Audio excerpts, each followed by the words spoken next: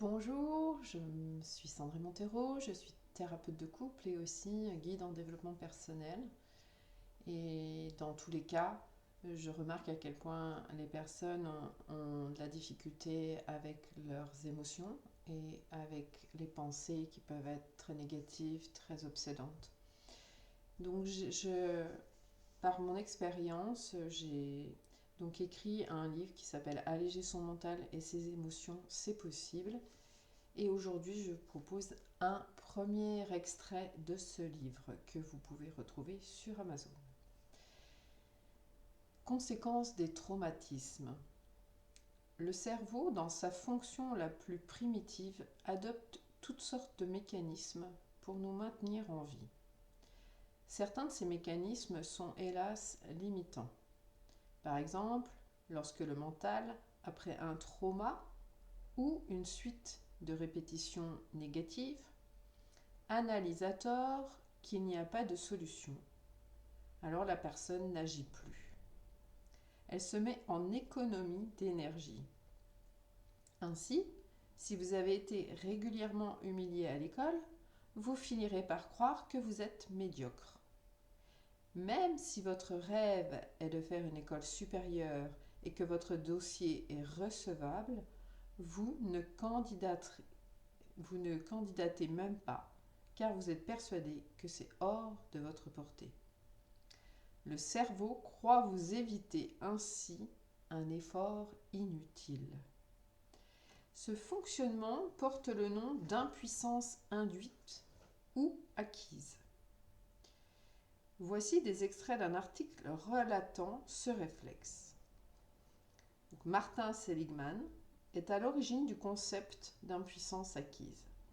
Ses travaux des années 1960 ont porté sur l'analyse du comportement de chiens à qui on a asséné des chocs électriques. Ceux qui n'avaient aucune maîtrise sur l'origine des chocs et ne pouvaient donc pas les stopper ont fini par se résigner et les subir sans plus chercher à les éviter. Par la suite, dans une seconde configuration, où il y avait une solution facile pour éviter les chocs, ces chiens ne l'ont pas cherché et se sont immédiatement résignés à subir une nouvelle série de chocs électriques. C'est une expérience très violente, constate Marion Blick, psychologue clinicienne et auteure de J'arrête les croyances limitantes. Elle montre néanmoins que l'impuissance acquise est le fruit d'un trauma. Ces chiens sont totalement traumatisés. L'impuissance acquise s'acquiert sur un sujet particulier. Malheureusement, elle peut rapidement déteindre sur d'autres aspects de la vie. Ainsi, si vous pensez être nul en langue, non seulement vous ne voudrez plus essayer d'apprendre une langue étrangère, mais vous pouvez aussi vous dire que vous êtes nul de manière générale dans les apprentissages. La résignation a un effet boule de neige qui mine l'estime de soi et la confiance en soi.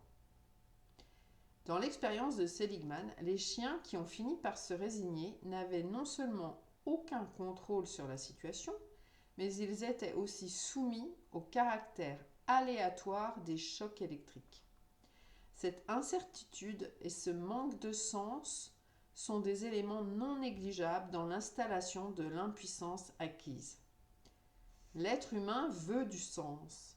Il a du mal avec les situations absurdes et celles sur lesquelles il n'a aucun contrôle, pointe Marion Blick. C'est très déstabilisant pour la psyché humaine. La violence irrationnelle crée de la confusion mentale, ce qui empêche de réfléchir et d'agir en conséquence. Ce dernier point peut être un élément qui aide à comprendre le cas des femmes battues qui restent malgré tout avec leur conjoint. Toutes les impuissances acquises ne viennent pas de l'extérieur. On peut se créer son propre cercle vicieux. La question du sens est ainsi primordiale pour éviter cette spirale négative. Un échec qui a du sens est bien accepté, souligne la psychologue, d'où l'importance de pouvoir en parler pour le mettre à distance et le comprendre. À l'inverse, s'enfermer dans la rumination freine, voire empêche la remise en mouvement. Donc, dans cet article, que vous avez compris à quel point c'est important, surtout pour les personnes qui ont pu subir des maltraitances enfants ou d'autres traumas possibles, comme la guerre ou des changements brusques dans la situation familiale, le décès d'un parent, etc., peuvent donc être impactés par ceci. Donc cela limite la créativité. Les entreprises conscientes de ce phénomène font appel donc à des coachs pour que les équipes sortent de la croyance que telle ou telle autre chose est impossible. Et il s'avère qu'en stimulant le néocortex et en passant par l'optimisme appris, de nouvelles idées émergent et que finalement, un certain nombre de projets initialement impossibles deviennent possibles. Donc, comment utiliser le néocortex pour sortir de la fatalité, du pessimisme et de l'immobilisme? J'en parle dans le chapitre 3 sur l'optimisme appris. Voilà un premier exemple de ce que vous pourrez trouver dans mon livre. Alors là, c'est plutôt, j'exploite des études scientifiques pour mettre en avant comment notre mental peut nous bloquer et nous faire vivre même des émotions bien des années après et nous empêcher d'avancer. Voilà. Donc si ce passage vous a plu, que vous voudriez vous procurer le livre, vous pouvez le commander sur Amazon. Et sinon, je vais publier d'autres extraits. Vous pourrez suivre ces extraits. Donc n'oubliez pas de vous abonner à ma chaîne pour être sûr de ne pas manquer mes publications.